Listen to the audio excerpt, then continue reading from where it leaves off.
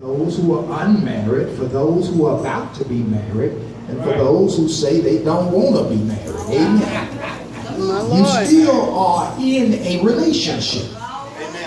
Amen. If you're not relating to nobody but yourself, you're in a relationship. All right, but relationships are at work, they're at home, they're in other areas. So I would say this before we read this verse over in chapter 29 of Genesis, and picking right up with where we left off last week. Amen. We're just making our way down. I would say this to you. Sometimes when we're in relationship series, people say, well, they're doing that for the couples, or they're doing that for the singles. No, we're doing it for all of it, because the principles that you write down today, you ought not just look at them in terms of how you're relating to others, but you also ought to look at them and evaluate them from the standpoint of how are you relating to God. Amen. Amen. Amen. Amen. I'll get quiet too early. Let's do it. Genesis chapter 29. Somebody say, I found it. I found it. If you haven't found it, say, wait 1 minute. All right, y'all there. We stopped last week at verse, oh, this was something. We stopped at verse 12. And I want to pick up with verse 15. You read 13 and 14. I got a lot to do in a short time, so let me get it done. 15 says, Then and Laban said to Jacob, unto Jacob, Because thou art my brother, shouldest thou therefore serve me for naught? Should you work for me for nothing? All right. Tell me, what shall thy wages be? Oh, Lord, have mercy. And Laban said unto him, and Laban had 2 daughters, and the name of the elder was Leah, and the name of the younger was Rachel, and Leah was tender-eyed. But Rachel was beautiful and well-favored. Some translations say full-figured. And Jacob loved Rachel. Good God Almighty. And said, I will serve thee 7 years for Rachel, thy younger daughter. And Laban said, it's better that I give her to thee than I should give her to another man. Abide with me. And Jacob served 7 years for Rachel, and they seemed unto him but a few days. Lord have mercy. For the love he had to her. One translation say, for the love that he had for her was strong. You hear me, Sister Barbara? It was strong. Oh, Lord have mercy. And Jacob said unto Laban, Give me my wife, it's time now, for my days are fulfilled, that I may go in unto her. And Laban gathered all together, and all the men of the place, and made a feast. And it came to pass that at evening that he took Leah his daughter, and brought her to him, and he went in unto her. And Laban gave unto his daughter Leah Zilpah, his maid, for a handmaid. Everybody say the morning after. The morning after. So here we go. And it came to pass that in the morning, somebody say, I've been there. Oh, don't tell off on yourself. Oh, Lord have mercy. All right, I got you. Don't start. Behold, it was Leah. The boy wakes up the morning after. Yeah. Behold, it was Leah, and said unto Laban, What is this that thou hast done unto me? Did I not serve thee for Rachel? Wherefore then hast thou beguiled? One translation say, tricked me. And Laban said, It must not be, brother, so done in our country, to give the younger before the firstborn. Fulfill her week, and we will give thee this also for the service which thou shalt serve me, yet another 7 years. Now listen to this. This gets me. And Jacob did so, and fulfilled her week. And he gave him Rachel his daughter to wife also. And Laban gave to Rachel his daughter Bilhah, his handmaid, to her to be her maid. And he went in also unto Rachel, and he loved also Rachel more than Leah. We'll get there next week. And served with him yet 7 more years. You may be seated. All right, preacher. Now we were talking about how a trick cunning brother partnered with a conniving mama to trick a blind daddy, taking advantage of a naive brother. All right.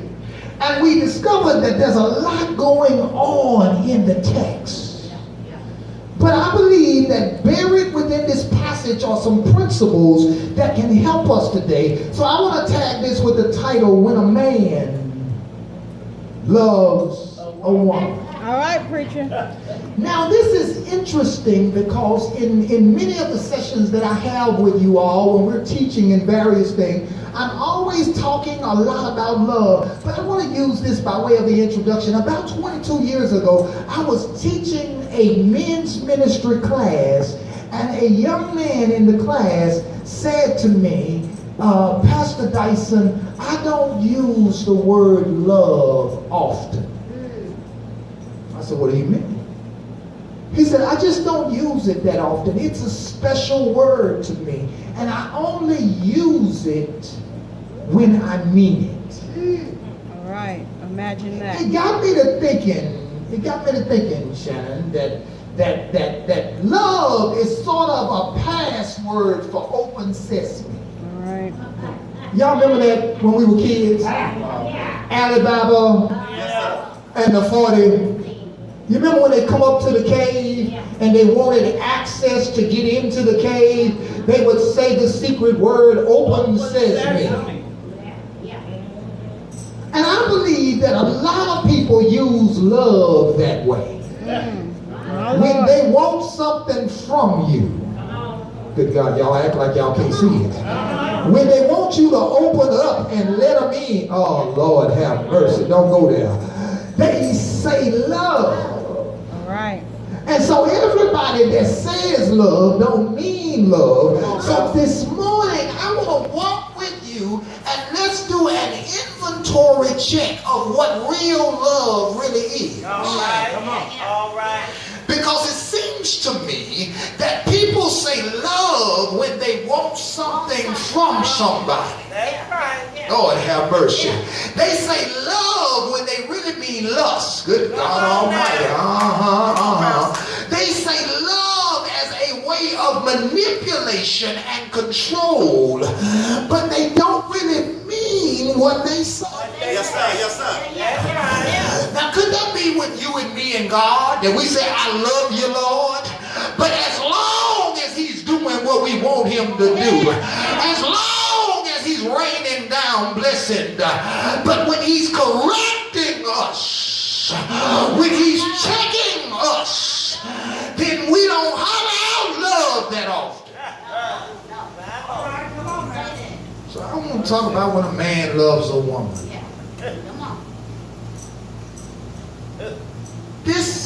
Let me pick up with where I was last week and see if I can ease you there. Two things that we said last week that are important to what we're discussing today.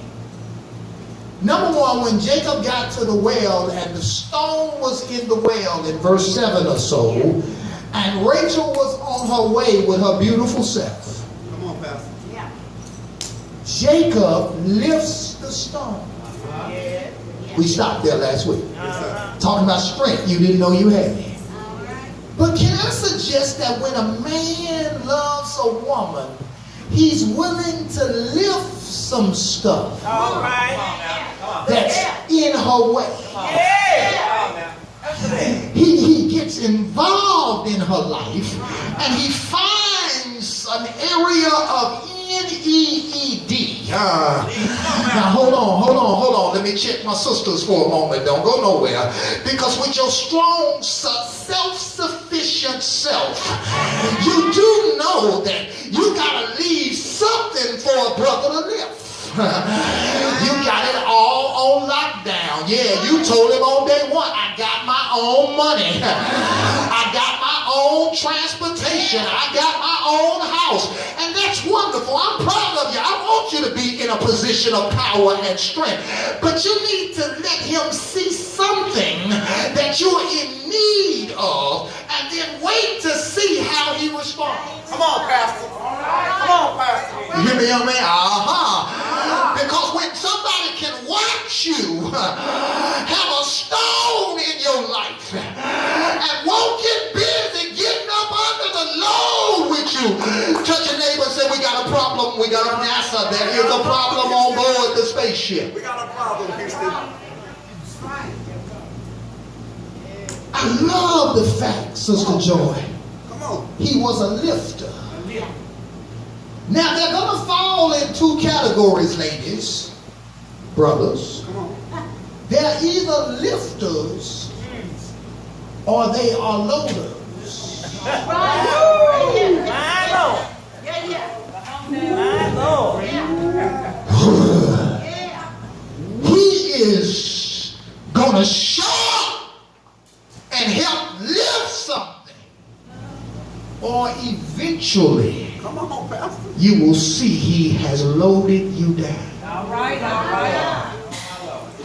And now, because you gave him nothing that he needed to engage in, he gave you something to help him with. Touch your neighbor and say, the devil is a lie. The devil is a lie. Come on, Pastor. Yeah. So Jacob shows up and the stone is there. And let me tell you what he does. Let me tell you what this is what I like about it. Y'all read the text, verse 7. I know I'm backing up a little bit. He lifts the stone without being asked. That's right. Amen. You hear me, Sister Nika? You hear me? You ain't got to ask him. That's right. When you the right one and he the right one, if you got to ask him, then he might be a lemon. You might have the bad one. You might have one that's not gonna work. I ain't got to ask you To go get us to go do what you know I need you to do. Come on, Pastor. Touch your neighbor, say it's tight, but it's right. It's tight, but it's right. Y'all quiet, y'all quiet. I got you. Y'all see the stone in verse 7, 6, 7, he shows up and starts moving some stuff. That's right. Touch your neighbor and say, move something, move something, move something. Move something. Move something. Besides that fork on that dinner. Watch this. You got to, see, sometimes you need him to move it, not because you can't move it. Come on now. Come on, see, the Lord told me to bag up and get those verses. See, she been coming to this well every day. Every day. All right. So she knows how to move the stone. Yeah. The girl got some strength.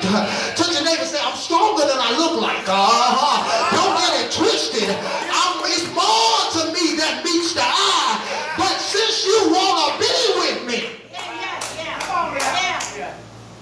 then you're going to have to make a contribution to the cause. Yeah, that's the table principle, right? See, everybody that sits at the table got to make a contribution. Come on. My Lord. No freeloaders. No freeloaders. I know I told y'all about a member I had in the country, went in the city, in the country. She said, well, I don't have to do nothing, Pastor. It's just, I bring beauty to it.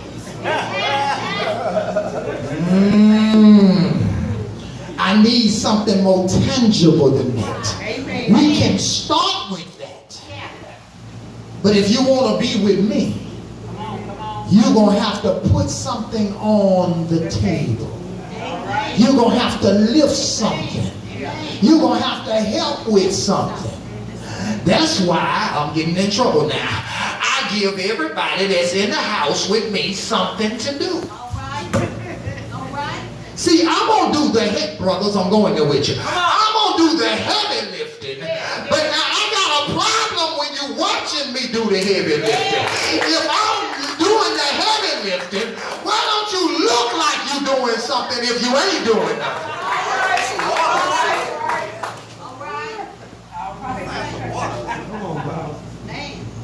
Y'all acting funny today. Come on, Pastor. Preach anyway. I was riding down the road and I saw a couple broke down. I decided, even though I had promised my wife I wouldn't be doing that no more, that I would pull over and try to help. I get over, I pull over, I put my blinkers on. I'm on my way out of town. And I jump out. Hey, bro, need some help? Yeah, man, it's tough. Can you hold this for me? So I'm getting ready to hold something. I look in the car. And I see Miss It in the car. Lord have mercy. She got the air running. Yeah. Yeah. Preach, Pastor. Yeah. Nothing. I looked at her, I looked at him. I said, hey man, I'm sorry, bro. I gotta be in New Orleans in a few hours. I was gonna help you. But if she can't even get out the car, Come on, Pastor. Say like she wiping his head. just play like you contributed. Like you have a contribution, just on the surface contribution. Because see, at a point where you don't help me help you, you start to hurt me. You make the load heavier on me by what you won't participate or cooperate in what we are trying to get done. I better go with this text, y'all ain't right. So Rachel, Laban tells the man, look at verse 15. He said, one of the verses I'm looking for is, it said that, verse 14, the bottom of verse 14. It says he had been there about a month. Everybody say about a month. About a month. Now, ladies and brothers, don't get mad at me. But in other words, the text is trying to give us something. I told y'all everything in Scripture is for us. That people can't just come and live with you for free. Amen. See, you visiting when you first get there. That's right. Come on. But according to this text, in about a month, You live. now you got to pick up some bills. After a month, y'all got your Bible open? They asked Jacob, now, hey, what you doing? Because what are your wages going to be? Now we got to discuss some terms and conditions of economic exchange and contribution. Because you've been with me for a month and it's been fun, but now you got to put something on the table. Come on, Pastor. Folk come visit with you and live in your house and eat up your food and soak up all your cool air and drink up your Kool-Aid, and you come home and ain't hardly none left. Tell your neighbor, say, after a month, we got to draw a line. Gotta draw a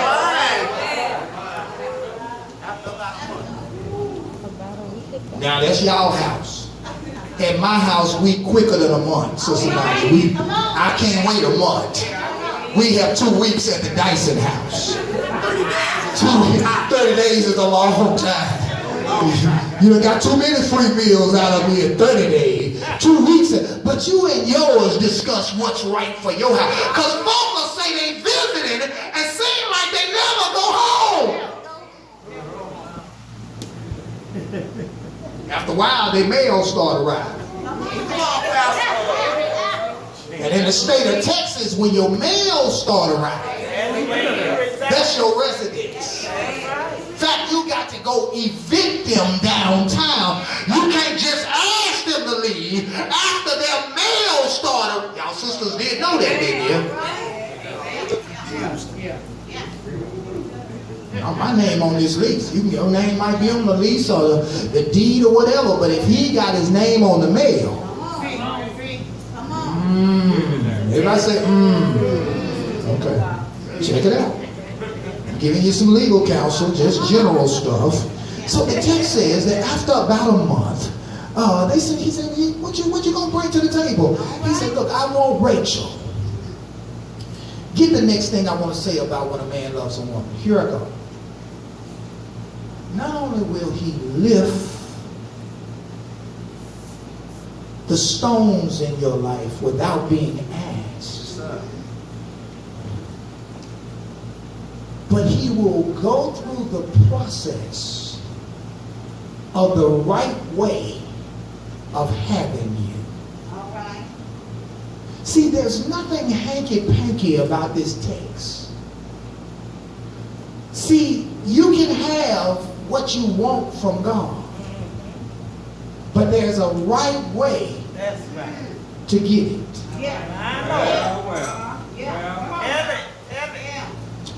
Now, when you see me with something and you decide that you want what I got, and you start trying to find a way to get it, that's called envy and jealousy. That's right. That's what that's called. Yeah. But if you want something like what I have, there is a right way to go about getting it. And I'm going to drop this on my sisters. See, you need to say this to some brothers. If you want me, you can have me. But there's a right way to have me. In other words, you got to work and go through the process of having. So, in other words, translation, let me see if I can put it in our language. If you're going to come at me, then come at me correct. I don't like sidelines and I don't like alternatives. I need you to come at me and step at me the right way. Been baby you and won't even say hello to your brother. Come on. Come on. Got this thing. I don't understand. I know I'm going to get in trouble with some of y'all. Going to call me. Come on now, Pastor. But I don't understand these brothers that won't take you out when the sun is up. Come on, Pastor. I'm struggling with that thing. I'm struggling, Deke. I'm struggling with it. Why is it a secret? Why is it a secret, Pastor? Come on. If you want her, then there is a right way to have her. So come correct. I'm correct. Preach now. Preach. Come on, Pastor. Get on on. It's all right for y'all to look like a power couple and come on into church, holding hands. We not a church like that. We ain't one of them church so holy that you can't hold hands. Come on. Man. Now, if you want to sit up in here hugged up, I say put a ring on it. Put a ring on it. You can hug up all you want after you get the ring. Because you hugging up and you hugging up without responsibility. That's right. Don't fake it. Now, if you're going to advertise, deliver. Yes.